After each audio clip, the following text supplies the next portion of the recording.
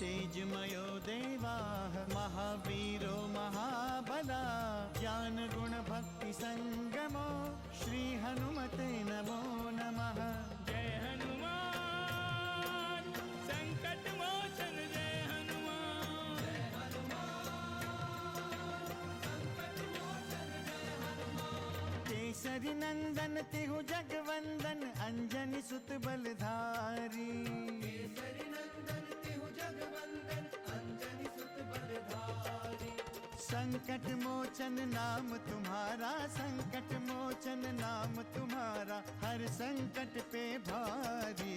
जय हनुमान संकट मोचन जय हनुमान। जय हनुमान संकट मोचन जय हनुमान। संकट उसके निकट न आवे ले जो शरण तुम्हारी। संकट उसके निकट न आवे ले जो शरण तुम्हारी। संकट मोचन नाम तुम्हारा संकट मोचन नाम तुम्हारा हर संकट पे भारी। जय हनुमान संकट मोचन जय हनुमान। जय हनुमान संकट मोचन जय हनुमान। आप सभी लोगों ने केवल 5 दिनों में ही 100 योजन तक इस विशाल सेतु का निर्माण किया है। उसी उत्साह और पराक्रम से हमें शत्रु दल को भी परास्त करना है। महाराज, वो आ रहे हैं महाराज। कौन आ गया? क्या वो लंका की सीमा में प्रवेश कर चुके हैं? महाराज विभीषण सेना में सबसे आगे है महाराज। प्रभु श्री राम की जय। प्रभु श्री राम की जय। प्रभु श्री राम की जय। प्रभु श्री राम की जय। प्रभु श्री राम की जय। प्रभु श्री राम की जय।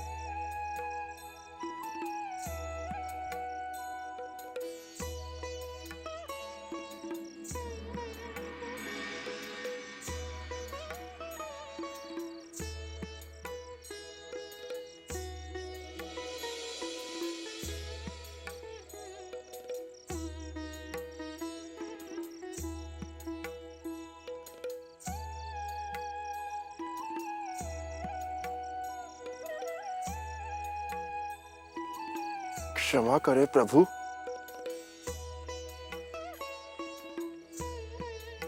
आप इतनी देर से क्या देख रहे हैं? नींद नहीं आ रही थी हनुमान। चंद्रमा पर दृष्टि चली गई।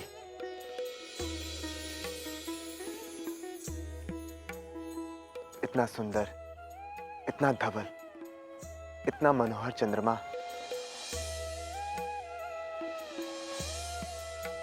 देखकर मन सम्मोहित करता है।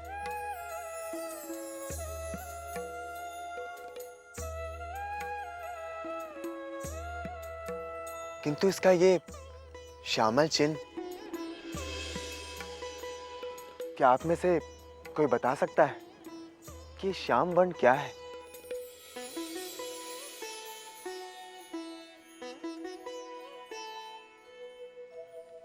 ऋषराज, आप बताएं। मुझे लगता है चांद पर पृथ्वी का जो प्रतिबिंब पड़ रहा है वही श्याम वर्ण है। जैसे स्वच्छ दर्पण के सामने आई हुई वस्तु पर प्रतिबिंबित होती है, उसी प्रकार।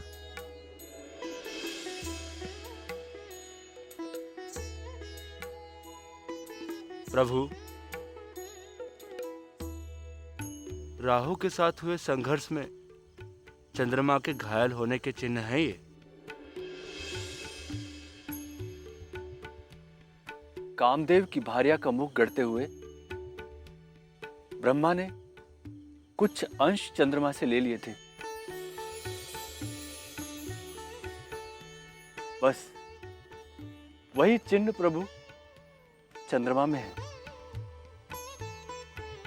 हनुमान, तुम शांत क्यों? क्या तुम कोई उत्तर नहीं दोगे? मैं जानता हूँ प्रभु कि चंद्रमा आपका परम भक्त है।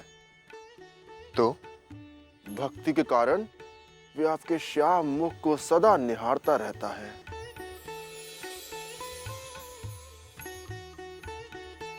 और आपको निहारते हुए आपकी ही छाया सदा उस पर पड़ती है प्रभु।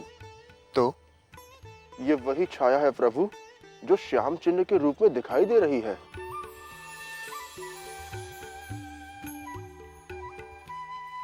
अति उत्तम पवन पुत्र, अति उत्तम। सुंदर, अति सुंदर। आप धन्य हैं पवन पुत्र, आप धन्य हैं। आपने जो कुछ कहा वो ठीक है।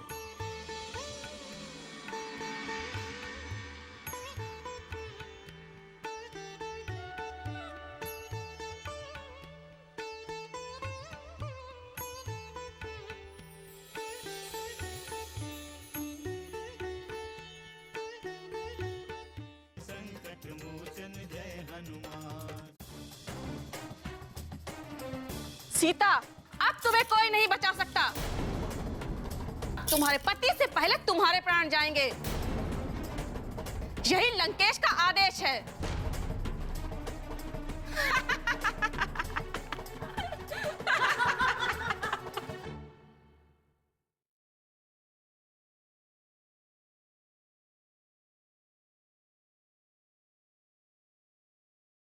संकट मोचन जय हनुमान।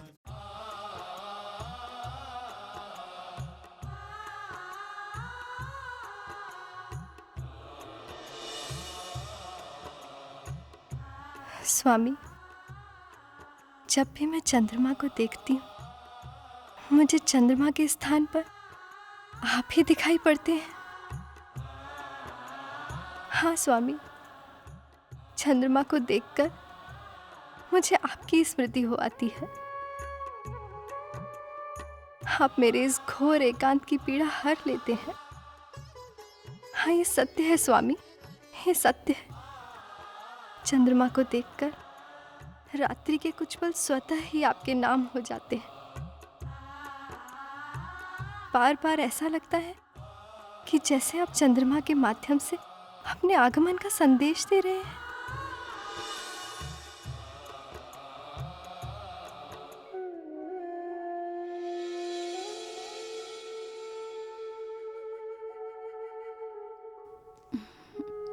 सीते, तुम्हें नींद नहीं आई? अब तो लंका की राक्षसी तुम्हें सोने भी नहीं देगी। अब नींद आती कहाँ है देवी त्रिजटा।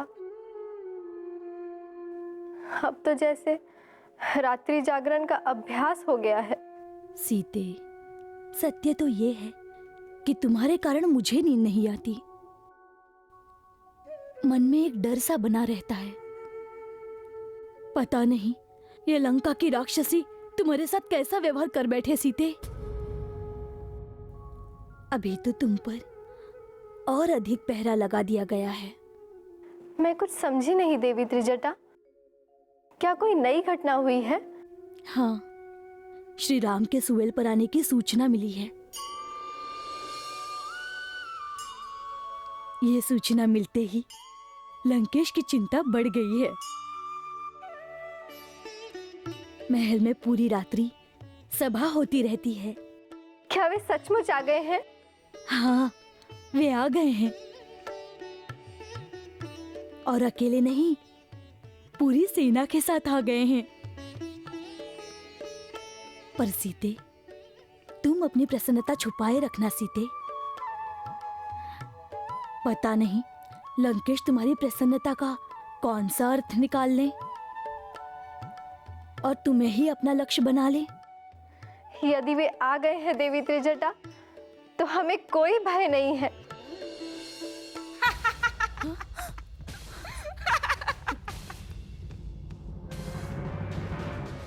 सीता, अब तुम्हें कोई नहीं बचा सकता। तुम्हारे पति से पहले तुम्हारे प्राण जाएंगे। यही लंकेश का आदेश है।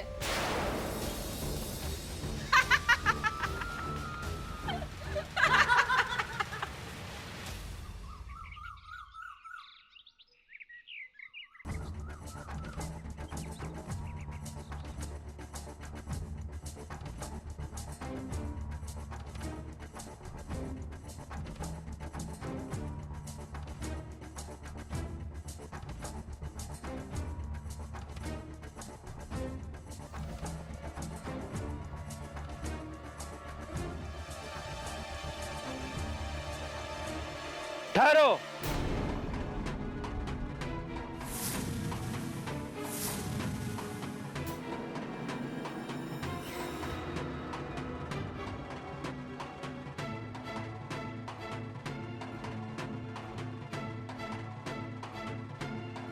कौन हो तुम?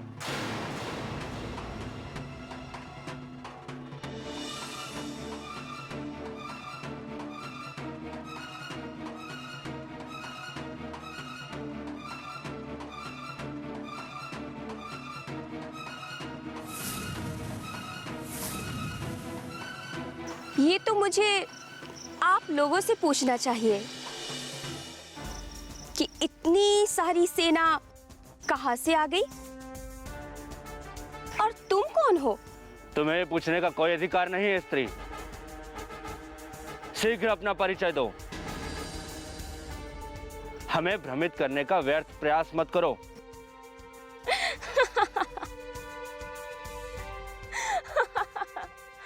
अरे इतना क्रोधित क्यों हो रहे हैं आप? मैं तो यही सुबेल पर्वत पर निवास करती हूँ और कई वर्षों से एकाकी जीवन व्यतीत कर रही हूँ। इतने सारे लोगों को देखा तो बड़ा ही सुखद लग रहा है। स्पष्ट बताओ, कहीं तुम हमारा भेद जानने तो नहीं आई हो? अरे ये कैसी बातें कर रहे हैं आप? आप सबने कोई भेद छुपा रखा है?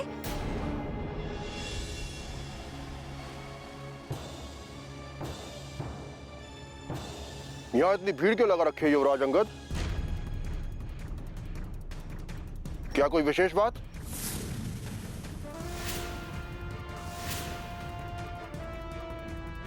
देखिए हनुमान, इसे देखिए।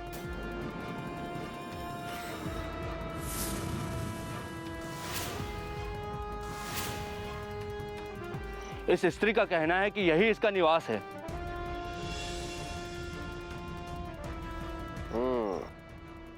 इसे देखकर तो ऐसा नहीं लगता।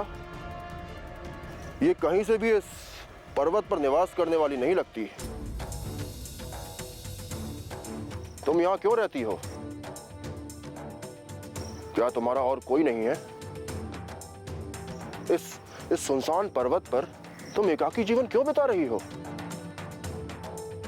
ये मेरी बहुत ही दुखद घटना है। मेरा भी भरा पूरा परिवार था। मेरे पति, मेरे बच्चे, हम लोग सुखी जीवन व्यतीत कर रहे थे। किंतु लंका के राक्षसों को हमारा सुख देखा ना गया और उन्होंने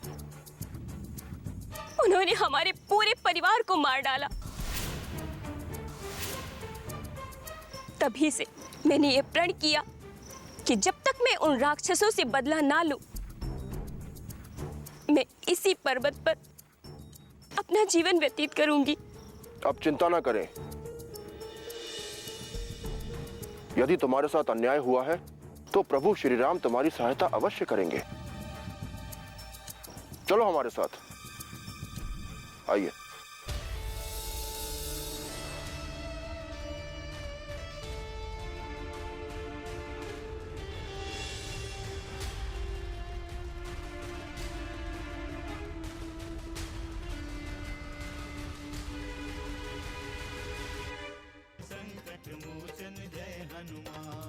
मैं इसके ऊपरी क्षेत्र में रहती हूँ। व्यर्थ का प्रलाप बंद करो मायावी।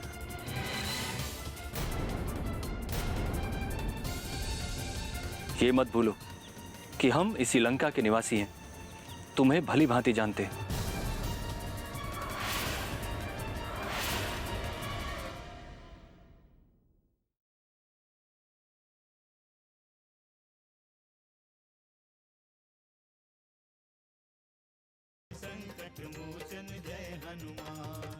महाराज विभीषण, इसमें कोई संदेह नहीं है कि लंकापति रावण को हमारे यहाँ आने की सूचना अवश्य मिल गई होगी।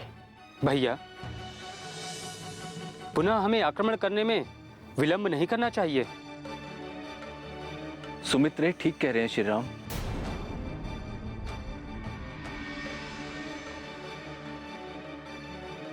लंकेश कोई कूटनीतिक चाल चले उसके पहले हमें लंका पर चढ़ाई कर देनी चाहिए। महाराज विभीषण, हमें नीति के अनुसार ही युद्ध करना चाहिए।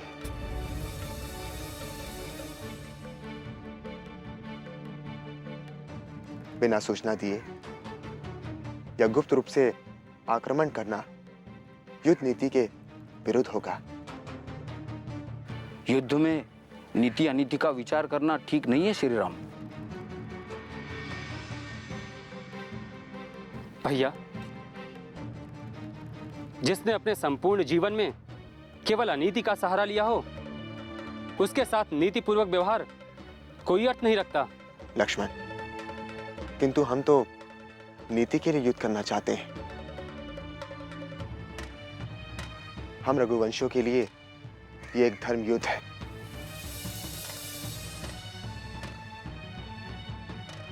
हमें संसार को ये बताना है लक्ष्मण कि विजय सदैव नीति और धर्म की होती है।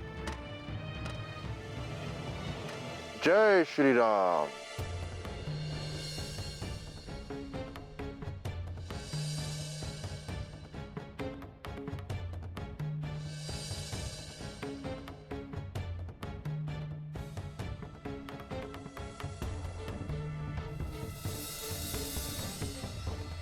जय श्री राम।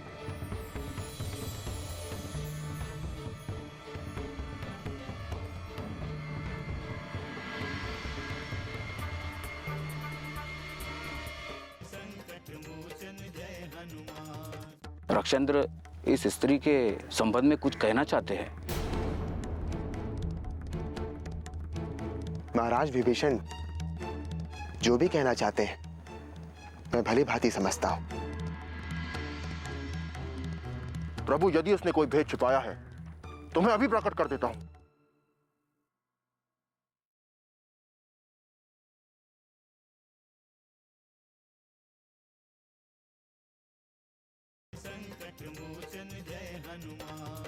प्रभु, ये स्त्री इसी पर्वत पर रहती है। संसार में इसका कोई नहीं है प्रभु। हाँ प्रभु, कुछ समय पूर्व इसके पूरे परिवार को राक्षसों ने मार डाला था।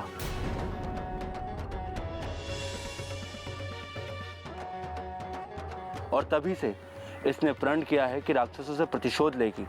हनुमान, ये स्त्री जो कुछ भी कह रही है, तुमने उस पर पूर्ण रूप से विश्वास कैसे कर लिया?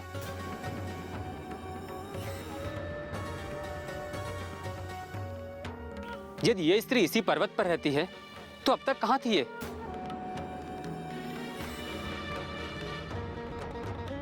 और कल रात्रि कहां चली गई थी ये? अरे अरे, आप तो बड़े ही क्रोधी स्वभाव के लग रहे हैं।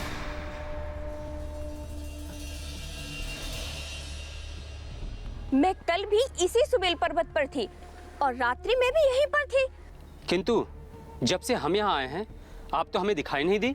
ये पर्वत इतना छोटा नहीं है कि मैं जहां भी रहूं आप मुझे देख लें।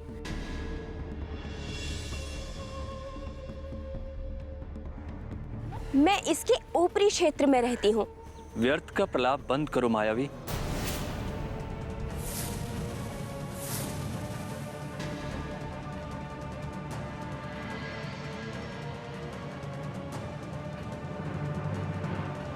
ये मत भूलो कि हम इसी लंका के निवासी हैं, तुम्हें भली भांति जानते हैं।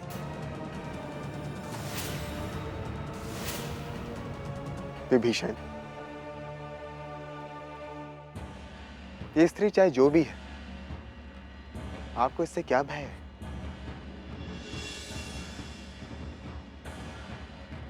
क्या इस स्त्री ने हमारी सेना को कोई क्षति पहुंचाई, या फिर इसने हमारे किसी कार्य में कोई बाधा डाली है? बाधा नहीं पहुंचाई है श्री राम, किंतु ये स्त्री स्वयं हमारी बाधा है।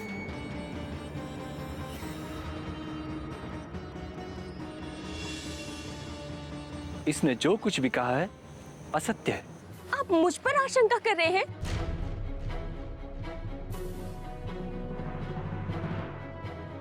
मुझ असहाय पर? मैं तुम्हारा सत्य भली भांति जानता हूं। अभी सबके समक्ष तुम्हारा भेद। विभीषण, नहीं,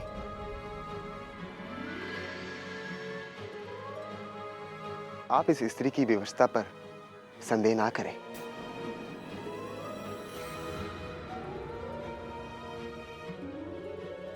प्रभु, रक्षेंद्र इस स्त्री के संबंध में कुछ कहना चाहते हैं। वानरराज सुग्रीव, मैं समझता हूं महाराज विभीषण जो भी कहना चाहते हैं, मैं भली भांति समझता हूं।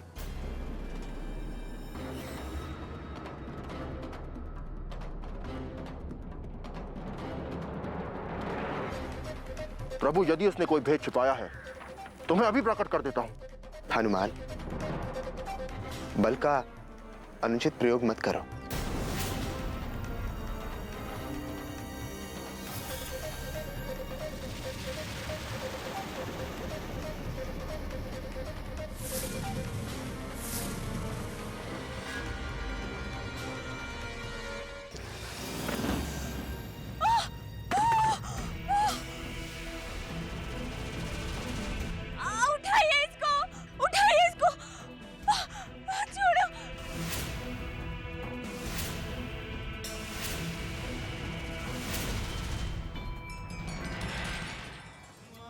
जय हनुमान, असुर निकंदन जय हनुमान।